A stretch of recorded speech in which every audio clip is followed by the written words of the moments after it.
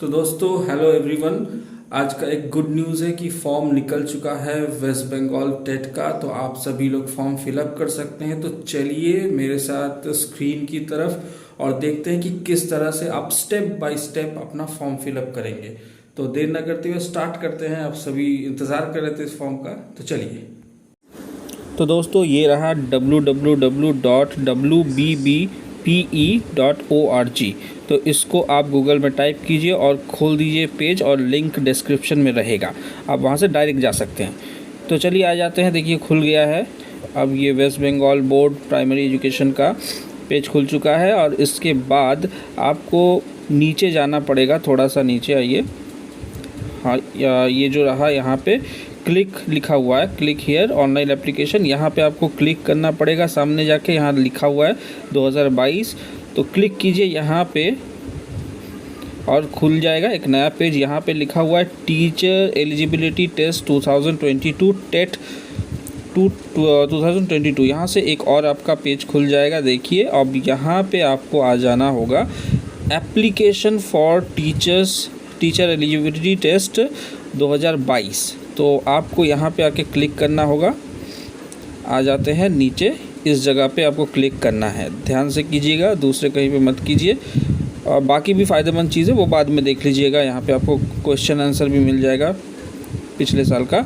तो ये देखिए खुल गया। अब यहाँ पे ईमेल और मोबाइल नंबर आपको लिखना होगा। तो यहाँ पे आप अपना ईमेल एड्रेस दे दीजिए जो भी है। उसके बाद आपको देना पड़ेगा नीचे अपना मोबाइल नंबर। और सुनने में ये आ रहा है कि एक ही ईमेल आईडी से एक ही खुलेगा, यानी एक ही फॉर्म फिलअप कर सकते हैं। मतलब एक ईमेल आईडी और एक ही मोबाइल नंबर आप यूज़ कर सकते हैं। ऐसा नहीं कि आप किसी और का भी कर सकते हैं, ऐसा सुनने में आया है। फिर भी आप लोग ट्राई कर सकते हैं। तो आगे बढ़ते हैं। यहाँ पे नंबर दे देंगे और इसके बाद खुल जाएगा आपका फॉर्म, और आपको वो फॉर्म फिलअप कर लेना पड़ेगा। आपको यहाँ पे सेंड OTP पे क्लिक करना है। उसके बाद आपका फॉर्म मिल जाएगा। ठीक है, आगे बढ़ते हैं। तो चलिए आगे बढ़ते हैं।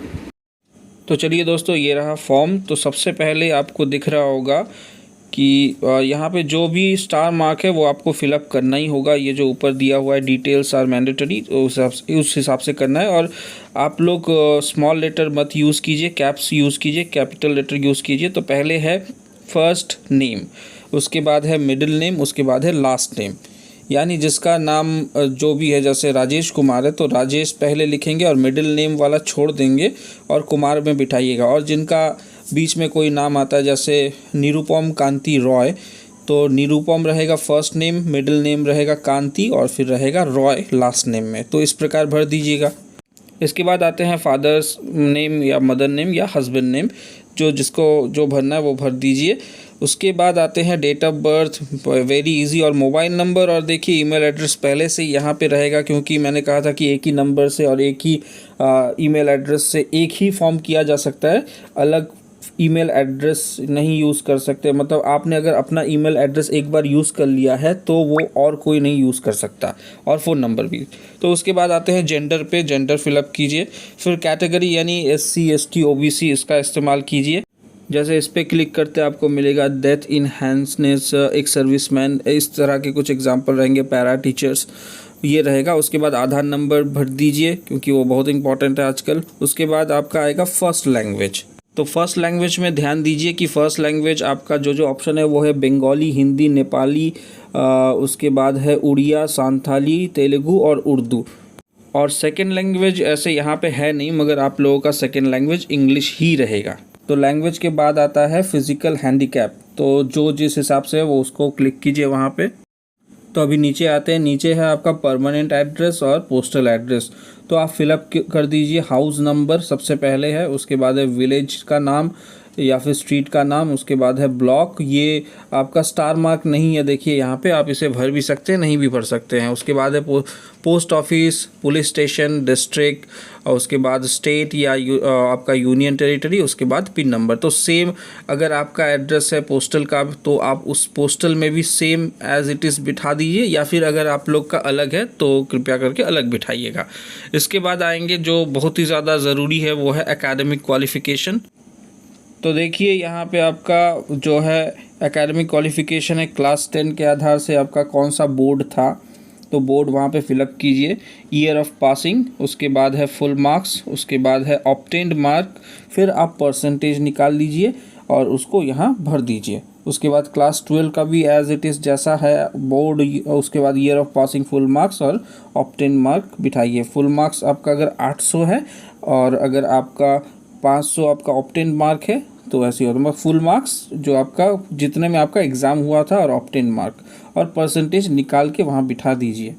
और इसके बाद एक ज़रूरी चीज़ ग्रेजुएशन वाला जो है उसमें मैं पहले बता देता हूँ कि नीचे देखिए रेड कलर से लिखा हुआ है honours graduate will enter mark obtained in honours paper only. तो जो लोग ऑनर्स से बिलोंग करते हैं वो लोग केवल ऑनर्स में आपका जो था, जैसे अगर 800 में ऑनर्स के ही पेपर हुए थे तो 800 में ही आपको मार्क ऑब्टेन बिठाना पड़ेगा। आप पास सब्जेक्ट वाला मत बिठाइएगा। ये ध्यान में रखिए कि पास सब्जेक्ट वाले ही अपना सिर्फ पास का बिठाएंगे और ऑनर्स वाले अपने ऑनर्स का बिठाएंगे। ऑनर्स वाले पास का मार्क्स मत डालिए, ठीक है। आप लोग ज़्यादा करके मत बिठाइए, 800 में ही आप बिठाइएगा, क्योंकि ज़्यादातर यूनिवर्सिटी में 800 में ही होता है ग्रेजुएशन में ऑनर्स पेपर। तो यहाँ पे भी आप यूनिवर्सिटी नेम दीजिए, ईयर ऑफ पासिंग दीजिए, फुल मार्क दीजिए, ऑब्टेन मार्क दीजिए, फिर परसेंटेज। उसके नीचे देखिए आ जाइए ग्रेजुएशन टाइप। यहाँ पे आपको देना पड़ेगा कि आप पास कोर्स थे या फिर ऑनर्स वाले कोर्स से बिलोंग करते थे, ठीक है। चलिए आगे बढ़ते हैं।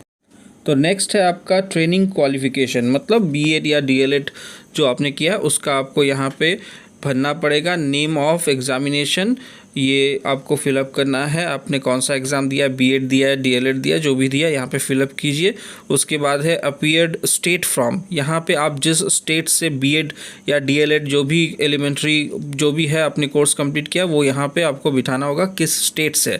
यहाँ पे ऑलमोस्ट सभी स्टेट्स दिए हुए हैं, भारत के किसी भी राज्य से आप बीएड कर सकते हैं, वो भी यहाँ पे फिलअप कर देंगे।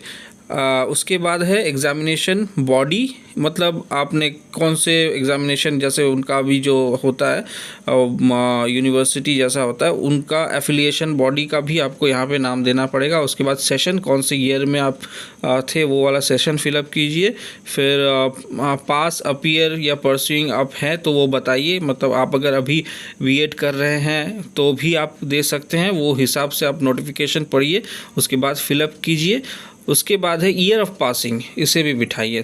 तो ये वाला भी हो गया। अब आते हैं जो अपलोडिंग डॉक्यूमेंट है, यहाँ पे बहुत जन को प्रॉब्लम होता है, ये आप अच्छे से समझ लीजिए। यहाँ पे क्या करना होगा कि candidates photo and signature should be of file format JPG, यहाँ पे जो दिया हुआ है, और बिटवीन 5 KB to 100 KB।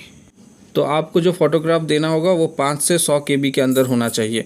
तो इसको कैसे करते हैं ये आप लोग इजीली कर सकते हैं। आप अपना फ़ोटो सिलेक्ट कीजिए और गूगल से ही ऑनलाइन में ही आप डायरेक्ट इसका KB घटा सकते हैं। वो बहुत ही इजी प्रोसेस है, वो आप लोग यूट्यूब में बहुत सारे ऐसे क्रिएटर्स हैं जो आपको सिखा देंगे। तो इजीली कर लीजिए जितना आपको KB चाहिए। उसके बाद अपना कैंडिडेट फ़ोटोज़ चूज़ करके वहाँ फाइल को चूज़ करके वहाँ सिलेक्ट करके भर दीजिए। उसके बाद अपना सिग्नेचर भी आपको वैसे ही काम को अपलोड जो है वो ध्यान से कीजिएगा। इसके बाद मैं दिखा देता हूँ कि जो लिखा हुआ है the document mention below should be fill format, वही PDF आप फॉर्मेट यूज़ कीजिए, सबसे बेटर होता है अप टू 1 MB का, ठीक है। तो इसके बाद आपको करना होगा आपका जो ट्रेनिंग का जो डॉक्यूमेंट है फाइनल मार्कशीट उसे दे दीजिए। और जो लोग अपीयर है वो अपना रजिस्ट्रेशन सर्टिफिकेट और एडमिशन प्रूफ भी जमा दे सकते हैं उसके बदले। तो उसके साथ साथ आपको आधार कार्ड का इमेज देना है। पहले वाला जो है उसमें आपको फ्रंट साइड का देना होगा और दूसरा वाला जो इमेज है वो बैक साइड का देना होगा, मतलब आधार कार्ड के दोनों पक्षों को आपको यहाँ पे अपलोड करना है, ठीक है। उसके बाद तो देखिए आपका काम हो ही चुका है। अगर आपको देखना है तो एक दोबारा देख लीजिए आप अपने फॉर्म को अच्छे से, क्योंकि एक बार अगर हो गया तो और चेंज नहीं हो सकता, क्योंकि एक ही नंबर और एक ही ईमेल ID यूज़ हो रहा है। तो आगे बढ़ेंगे, किसको क्या करना होगा। यहाँ पे आपको सेव एज ड्राफ्ट नहीं करना है और रीसेट की भी आवश्यकता नहीं है, आप कर दीजिए प्रीव्यू। तो प्रीव्यू जैसे ही आप करेंगे तो वैसे ही आपका एक और पोर्टल जिसमें आप प्रीव्यू कर सकते हैं, मतलब फिर से देख सकते हैं। आपको आपके फॉर्म को अच्छे से देखिए कहीं कोई मिस्टेक तो नहीं है, अगर हुआ है तो चेंज कर दीजिए। उसके बाद आपको जो है वो मैं यहाँ नहीं दिखा पा रहा हूँ क्योंकि उसमें पेमेंट करना होगा। तो आप लोग उसके बाद पेमेंट कीजिए, वो ऑनलाइन पेमेंट होगा। तो पेमेंट करते ही आपका कंफर्मेशन मिलेगा, उसके बाद आपका फॉर्म फिलअप हो चुका है एक्चुअली।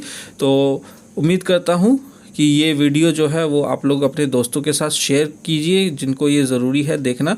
तो अगर वीडियो पसंद आया है तो प्लीज़ मेरे चैनल को लाइक, शेयर एंड सब्सक्राइब ज़रूर कीजिए। तो मिलते हैं अगले वीडियो में, तब तक के लिए धन्यवाद।